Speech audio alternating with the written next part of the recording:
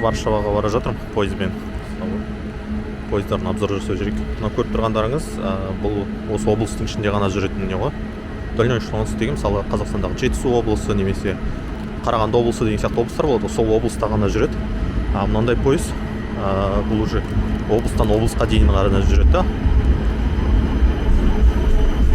Жалпы бұлардың пойыздар өте жақсы дамыған. Бірақ енді пойыздар ескі андай көп жерге жүреді. Менікі қазір 11-ші. Осындай.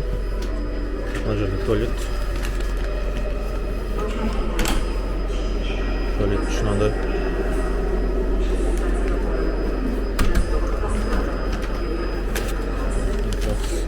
Алтыншы.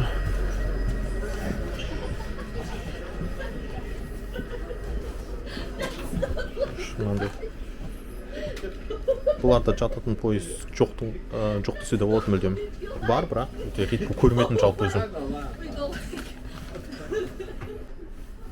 Менікі 46-шы.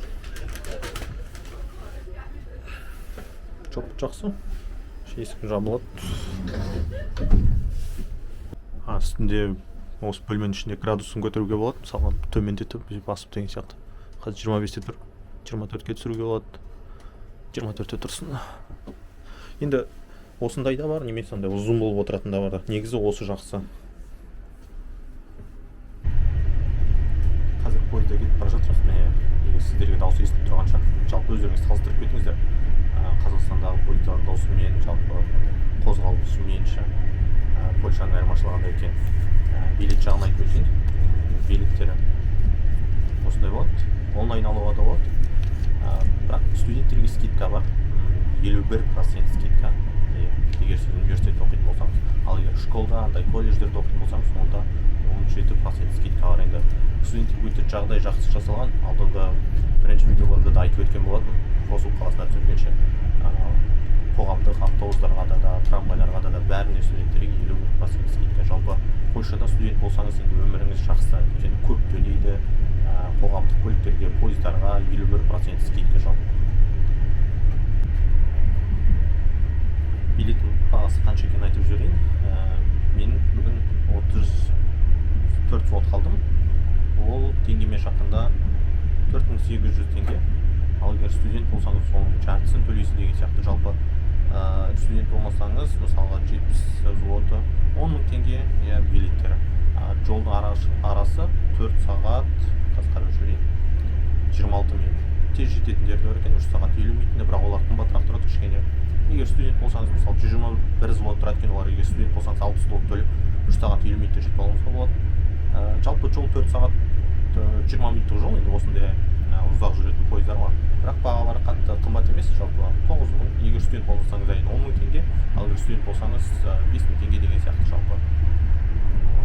Мына жақтағы вагон жаңа айтып өткендей ұзыннан отыратын вагон, және мына жерде мүмкіндігі шектеулі жандарға арналған туалет, және балаларға да арналған. Жалпы мына жанында өздеріңіз көріп тұрғандай жалпы балаларға арналған жер бар, әке шешесімен отырады. Және мына жақта ресторан бар осындай. Жалпы нормаль, әдемі, және тамағы да осындай. Қателеспесем 5 000 теңгеге алдым, өйткені қарным қатты ашып кетті де, тамақ ішу керек болды. Варшава центральный деген Варшаваның вокзалы. Жаңа шықтым. Қар деген ұрып тұр енді Варшавада. Мынау әдемі ғимараттары, жалпы атын ұмытып қалдым. Бір-бірлерім бұны Кеңес одағында салған. Сталиндік символы дейді ғой, жалпы поляктарға. Қар деген ұрып тұр. Нем бар еді келгеніме деген соң, өкініп атқандай болып тұрмын. Что-то мынандай погода деген суық біткен. Хостелге қарай бара жатырмын жалпы. Варшаваға келуімнің себебі менде бізде Врослта аэропорт жабық, ремонт болып жатыр. И футболға бару керек қой. Қайратқа жанкүйер болу керек деген сияқты. Енді Варшавадан ұшам.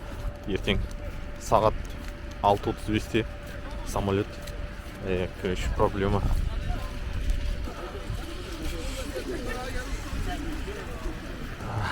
Aynen. Çaya varacaktım.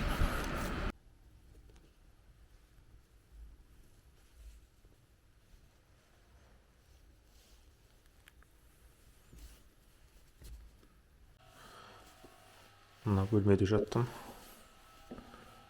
Енді условия жоқ десе де болады. Енді хостел ғой, енді түсінікті такие кішкене ыңғайсыз болады деген сөз. Бірақ бұған дейін де талай хостелде жатқан болатын, хостелдерде, и жақсылары көп болатын. Осы жол хостел енді ең жаманы ішіндегі центрда, типа вокзалдан шығасың, и вокзалдан бері қарай 5 минут жүресің. Енді біріншіден төсектері дұрыс емес, екіншіден жатқан адамдарды шулап қоймайтын, міне общий душтағы туалеттер. Душ пен туалеттер сондай керемет емес. Мынандай туалеттер таза емес, тағы бір сөзбен айтқандашы. Енді қымбат болмады бағасы, ең арзаны ғой. Осы жақтың ақшасы 50 злоты болды.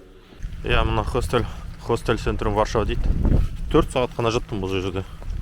11:30-де келдім, 4-те тұрдым. Аэропортқа қарай кету керек. Енді 4 сағат үшін 6000-7000 теңге болады деп ойлаймын енді. Өйткені 2 сағаттық жұмыс қой, мына жақта 2 сағат жұмыс жасайсың, табасың ақшаны.